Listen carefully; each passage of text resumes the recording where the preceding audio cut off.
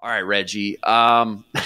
We got you all fired up yesterday breaking down Nick Saban's remarks on the NIL agreement after he called out Texas A&M and Jimbo Fisher for buying their recruits, which ranked #1 in all of college football over Alabama for the first time in years. But yesterday, Jimbo Fisher fired back at Saban saying, and I'm quoting here, some good juicy quotes here. Some people think they're God. Go dig into how God did his deal. You may find out a lot of things you don't want to.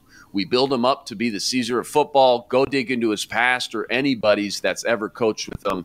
You can find out anything you want to find out, what he does and how he does it. It's despicable. All right, we got your knee-jerk reaction from Saban yesterday. How about your quick knee-jerk reaction from Jimbo Fisher's reaction and remarks to Nick Saban yesterday? How about Nick Saban apologizing for getting things all stirred up yesterday? Not really apologizing for what he said or you know, his viewpoint, because I think he still is there on that viewpoint. Just apologizing for stirring things up so much. Just apologizing to apologize, kind of dancing around everything a little bit. Yep. Yeah. And it's just so interesting because you look at some of these coaches, man, and look, Jimbo's got a national championship. You know, he's building these powerhouse, you know, recruits and top classes every year at Texas A&M, all for them to go play in the Heinz Ketchup Bowl. You know, I think it's hilarious. Like you're Alabama, and you're going and playing in the college football playoff every year, and Jimbo, you're hoping to do that at Texas A&M, but for some reason, you know, you're going to go play in the Oscar Mayer Bowl. Like, I mean, look, it's spicy. I enjoy it. Right. Yep. You know, like, one thing about Reggie Wilson, he is here for all the smoke. So, you know, that was just highly entertaining yesterday. But what was funny about the whole rant with Jimbo is he did all that talking. He did all that spicy nugs from Wendy's, you know, like he did all of that only to not really disagree with Saban. You're right, though. You're right. He didn't disagree with Saban. You're right. He was just like, "Hey, man, look, don't be talking about us over here, okay? Look, keep that same energy. Keep that over there. You know, you're right though. But still, don't talk about us. Look, we over here trying to catch up to you. Like, why are you over here trying to, you know, blow up the spot on us? You're right though. But still, look, I'm just over here trying to build a program. That's all I'm doing.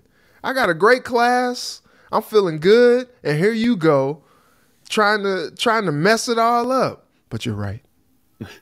That's really kind of like how I interpreted yesterday. But I was here for all the spicy talk. Yeah, speaking of the NIL, just a great example right here of the transfer portal. Pittsburgh wide receiver, the Biletnikoff Award winner, the #1 receiver in all of college football, Jordan Addison, is going to transfer to USC. He announced on social media yesterday, and it's rumored he may end up getting pocketed maybe $3.5 million to do so. I mean, I thought when this all started, I thought we were talking like 40, 50K, maybe 100, 150 for those top quarterbacks in the country. $3.5 million, Reggie? I mean, this is getting wild. So he goes to USC. He follows Lincoln Riley, who's bringing his quarterback, Caleb Williams, over to him. Is this a good look for the NIL, the NCAA football? Is this going to ruin things here as we move forward in the future, the next few years? You know what's interesting is with this, you know, rumor or whatever, like, we never get a chance to like confirm these things. That's like true. Get it confirmed. Like, we always like hear like, oh man, he signed for this, or, you know, he got this for the NIL and all that. But like, nobody is really able to make sure that it's true or not. And so, you know, for all we know, He signed with USC because he wanted to go play for Lincoln Riley, and he liked what they were building over there. He was excited about that. And for his future draft prospects, getting a little bit more, notoriety, getting a little bit more, eyeballs on his game, playing at USC as opposed to playing at Pitt, especially after Kenny Pickett got drafted to the Steelers. Like, hey, I'm going over here playing for a quarterback that is established, that, can get me the ball better, for a high-profile program, for a head coach who has all kinds of offensive firepower in his toolery, and, just call it that. But, like these NIL deals, it just strikes me because, for a long time, it was talked about how the playing field wasn't equal. And, these other sports have a little bit more, perks than the other sports. Like football players have a little bit more perks than maybe like the tennis players and all that. And it's just so funny because, like, for the longest time, we had this talk about should athletes be getting paid or not. And the other side of that was, well, they're getting, scholarship money and blah, blah, blah.